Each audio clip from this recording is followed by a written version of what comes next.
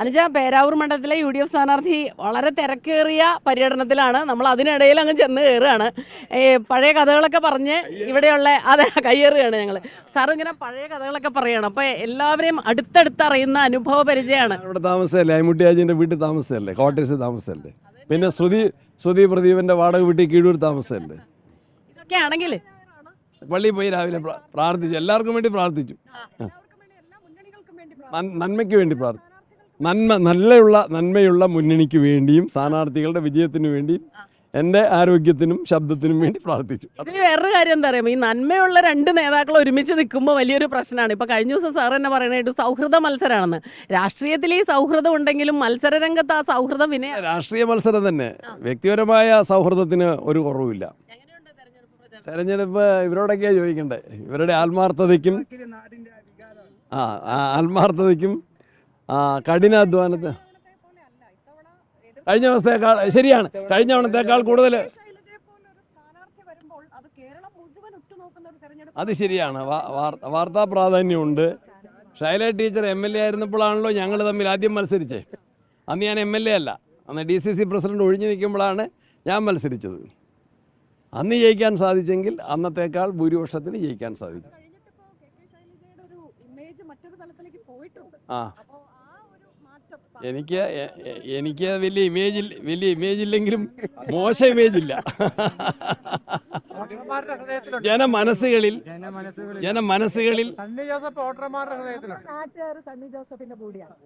അന്ന് മത്സരിക്കുമ്പോൾ സാധാരണ MLA ആയിരുന്നു, ഇന്ന് KPCCയുടെ പ്രസിഡന്റാണ്. കേരളം ഒട്ടും അറിയപ്പെടുന്ന നേതാവാണ്. പോയിന്റിൽ തന്നെയാണ് നമ്മളിപ്പോൾ മുഖ്യമന്ത്രിയുടെ മണ്ഡലത്തിൽ ചെല്ലുമ്പോൾ ഒപ്പോസിഷൻ പറയണമെന്ന് വെച്ചാൽ എതിർ സ്ഥാനാർത്ഥി പറയുന്നത് മുഖ്യമന്ത്രി ആയതുകൊണ്ട് തന്നെ ഒരു സാധാരണ MLAക്ക് ഒരു മണ്ഡലത്തിൽ ചെലവഴിക്കാൻ കഴിയുന്ന രീതിയിൽ ചെലവഴിക്കാൻ കഴിയുന്നില്ല. അങ്ങനെ അപ്പോൾ സാറി KPCC അധ്യക്ഷനായതിനു ശേഷം ആദ്യമായിട്ടുള്ള തെരഞ്ഞെടുപ്പാണല്ലോ. അപ്പോൾ തീർച്ചയായിട്ടും അങ്ങനെ ഒരു ഇത് സംഭവിച്ചിട്ടുണ്ടോ, തിരക്ക് കൊണ്ട് വരാൻ? ഡൽഹിയിൽ ചർച്ചകൾക്കും തിരുവനന്തപുരത്തെ ചില കാര്യങ്ങൾക്കൊക്കെ ആയിട്ട് പോകേണ്ട വന്നുകൊണ്ട് സാധാരണ പോലെ ഒരു സമയം ചെലവഴിക്കാൻ കഴിഞ്ഞിട്ടില്ല. പക്ഷേ എൻ്റെ UDFൻ്റെ നേതാക്കന്മാരും സഹപ്രവർത്തകരും അവരെല്ലാവരും സ്വയം സ്ഥാനാർത്ഥികളായി ഏറ്റെടുത്ത് വർക്ക് എല്ലാ കാലത്തേക്കാളും സിസ്റ്റമാറ്റിക്കായിട്ട് എൻ്റെ അസാന്നിധ്യത്തിലും എനിക്ക് വേണ്ടി വർക്ക് ചെയ്യുന്നുണ്ട്. വീടുകളിൽ എന്നെ കുട്ടികൾക്കുൾപ്പെടെ നന്നായിട്ടറിയാം. ഞാനൊരു 50 പ്രാവശ്യം പോകാത്ത ഒരു സ്കൂളും ഇല്ല. പിന്നെ എന്നെക്കുറിച്ചുള്ളൊരു ആക്ഷേപം മയ്യത്തെടുക്കലും മംഗലപ്പുരയ്ക്ക് പോകലുമാണ് MLAയുടെ പണിയുന്നത്. അതിന് ഞാൻ എല്ലാ സ്ഥലത്തും പോയിട്ടുണ്ട്. ഇനിയും പോകും ദൈവം നിർത്തിയിട്ട് പോയ ഒരു കാലമുണ്ട്. ആ കാലത്തിൽ നിന്ന് പിന്നെ മുമ്പോട്ട് പോയിട്ടില്ല മണ്ഡലം എന്ന് KK ശൈലജ പറയുന്നുണ്ട്. അത് ടീച്ചർ ഒരിക്കലും പറയില്ല. ടീച്ചറെ കൊണ്ട് ആരെങ്കിലും പറയിപ്പിക്കുന്നതാണ്, ടീച്ചറെ കൊണ്ട് ആരെങ്കിലും കളവ് പറയിപ്പിക്കുന്നതാണ്. ടീച്ചറെ കൊണ്ട് ആരെങ്കിലും കളവ് പറയിപ്പിക്കുന്നതാണ്. വികസനം ടീച്ചർ സാധാരണ അല്ലല്ല ടീച്ചർ ഒരിക്കലും കളവ് പറയുന്ന ആളല്ല. ഈ നിയോജകമണ്ഡലത്തിന് വികസനം ഇല്ലെങ്കിൽ, ഞാനിപ്പോൾ പ്രസംഗിച്ചത് എന്താണ്, ഇവിടെ താലൂക്ക് ഉണ്ടായിരുന്നില്ല, ഇവിടെ സപ്ലൈ ഓഫീസ് ഉണ്ടായിരുന്നില്ല, ജോയിൻ്റ് RT ഓഫീസ് ഉണ്ടായിരുന്നില്ല, ലാൻഡ് ട്രൈബ്യൂണൽ ഉണ്ടായിരുന്നില്ല, മുനിസിപ്പാലിറ്റി ഉണ്ടായിരുന്നില്ല, സഹകരണ അസിസ്റ്റന്റ് രജിസ്ട്രാർ ഓഫീസ്. അതിന് മുമ്പ്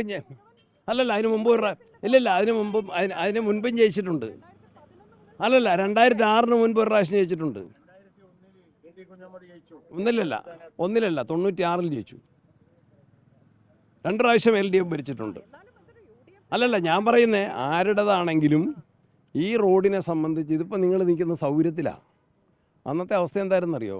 ഞാൻ MLA ആകുമ്പോൾ ഞാൻ സത്യത്തിൽ ഭയപ്പെട്ടു.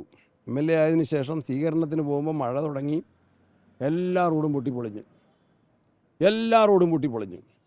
അതിനെയാണ് നവീകരിക്കാൻ വേണ്ടിയിട്ടുള്ള യജ്ഞം പ്രഖ്യാപിച്ച് എല്ലാവരുടെയും സഹകരണത്തിൽ ഉമ്മൻചാണ്ടി, മാണി സാറ്, VK ഇബ്രാഹിം കുഞ്ഞ് ഇവരുടെ ഫുൾ സപ്പോർട്ടിൽ ആ എല്ലാ റോഡുകളും നവീകരിക്കാൻ സാധിച്ചു. നിയമസഭയിൽ ഞാൻ ചോദിച്ചൊരു ചോദ്യമുണ്ട്. പേരാവൂരിന് വേണ്ടി ഞാൻ ആവശ്യപ്പെട്ടപ്പോൾ ഇപ്പോഴത്തെ മന്ത്രി മുഹമ്മദ് റിയാസ് എന്നാ പറഞ്ഞെന്നറിയോ? കേരളത്തിലെ മൊത്തം റോഡുകളുടെ നിലവാരം വെച്ചാൽ പേരാവൂരിന് കിട്ടേണ്ടതിൻ്റെ ഇരട്ടി കിട്ടി. That is the answer given by the Honorable Minister. That is in record in the Assembly. That is in my Facebook also. That is quite evident. How can she deny it? വികസന പ്രവർത്തനങ്ങൾക്ക് അതൊരു പ്രശ്നമായി മാറിയിട്ടുണ്ട്. കാര്യം പറഞ്ഞോട്ടെ, നമ്മുടെ മനാമത്ത് മന്ത്രി പറഞ്ഞത് എന്നോട് പറഞ്ഞതാണ്, നിയമസഭയുടെ രേഖയിലുണ്ട്. പേരാവൂർ നിയോജകമണ്ഡലത്തിന് അർഹതയ്ക്കപ്പുറത്ത് കിട്ടി. ടീച്ചർ പറഞ്ഞ കാര്യം മനുജ പറഞ്ഞല്ലോ, അപ്പോൾ അതിൻ്റെ ചേർത്ത് ഞാൻ പറയാം, ടീച്ചർ പറഞ്ഞു നാറളത്ത് ഈ വനം വന്യജീവി പ്രശ്നമാണല്ലോ ഇവിടെ എപ്പോഴും ഉള്ളത്. അപ്പോൾ ടീച്ചർ തുടങ്ങി വെച്ച ചില കാര്യങ്ങൾ ആനമതിൽ പ്രത്യേകം നന്ദി പറയട്ടെ. പ്രത്യേകം ആ ചോദ്യം സമയമില്ലെങ്കിൽ പോലും അല്ല, ഇതിനങ്ങ് മറുപടി പറഞ്ഞേക്കാം. കേരള നിയമസഭയിൽ 2ാം പിണറായിയുടെ കാലത്ത് 10 പ്രാവശ്യം ഈ വിഷയം സീരിയസ് ആയിട്ട് ഞാൻ പ്രസംഗിച്ചിട്ടുണ്ട്. ഞാൻ പ്രതിപക്ഷത്ത് നിൽക്കുന്നൊരു അംഗമാണ്. 2 തവണ അടിയന്തര പ്രമേയങ്ങളായിട്ട് ഞാൻ അവതരിപ്പിച്ചിട്ടുണ്ട്. 1 തവണ സിദ്ദിഖ് അടിയന്തര പ്രമേയം കൊണ്ടുവന്നിട്ടുണ്ട്.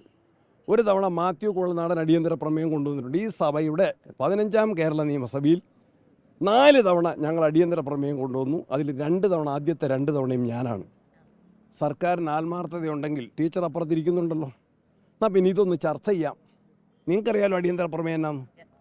ഇന്നത്തെ അത്യാവശ്യ സഭാ നടപടികൾ നിർത്തിവെച്ചിട്ട് ഒരു 2 മണിക്കൂർ അഡീഷണൽ ഇരുന്ന് let me complete. What do you mean? ഞാൻ ഒരു സെക്കൻഡ് ഞാനിതിനൊന്ന് മറുപടി പറഞ്ഞോട്ടെ. വെറുതെ സമയങ്ങളല്ലേ, 24-ൻ്റെ പ്രേക്ഷകരുടെ സമയങ്ങളല്ലേ കേട്ടോ. ഞാൻ പറയുന്നതിന് ഒന്ന് കേൾക്ക്. 4 അടിയന്തര പ്രമേയം കൊണ്ടുവന്നുള്ളൂ. നിങ്ങൾ തിരുവനന്തപുരത്തെ മാധ്യമപ്രവർത്തകരല്ലേ, വന്യമൃഗശല്യം അതിരൂക്ഷമല്ലേ. ഒരു പ്രമേയമെങ്കിലും ചർച്ചയ്ക്കെടുക്കാൻ ഗവൺമെൻറ് തയ്യാറായോ? ഇല്ല. 4 അടിയന്തര പ്രമേയം കൊണ്ടുവന്ന ആളുകളുടെ MLA-മാരുടെ പേരുൾപ്പെടെയാണ് പറയുന്നത്.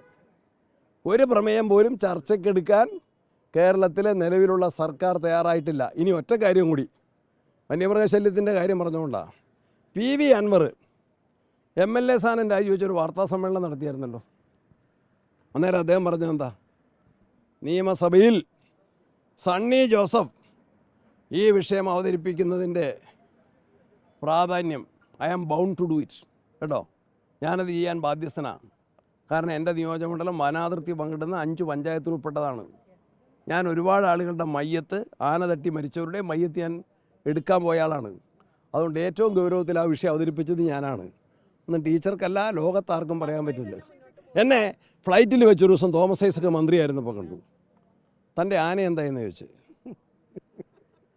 മന്ത്രി ഡോക്ടർ തോമസ് ഐസക് എന്നെ കണ്ണൂർ മട്ടന്നൂർ വിമാനത്താവള യാത്രയിൽ, തിരുവനന്തപുരം മട്ടന്നൂർ യാത്രയിൽ എന്നെ തോമസ് ഐസക് എൻ്റെ തോളത്തിട്ടിട്ട് തൻ്റെ ആന എന്തായെന്ന് ചോദിച്ചു. അപ്പോൾ പ്രതിപക്ഷത്ത് നിൽക്കുന്ന എനിക്ക് ഭരണകക്ഷിയുടെ PV അൻവറും തോമസ് ഐസക്കും നൽകിയ സർട്ടിഫിക്കറ്റാണ്. അതിപ്പോൾ ടീച്ചറിൻ്റെ മനസ്സിൽ ആ സർട്ടിഫിക്കറ്റ് ഉണ്ട്, അത് വോട്ടർമാരുടെ മനസ്സിലുണ്ട്. Thank you.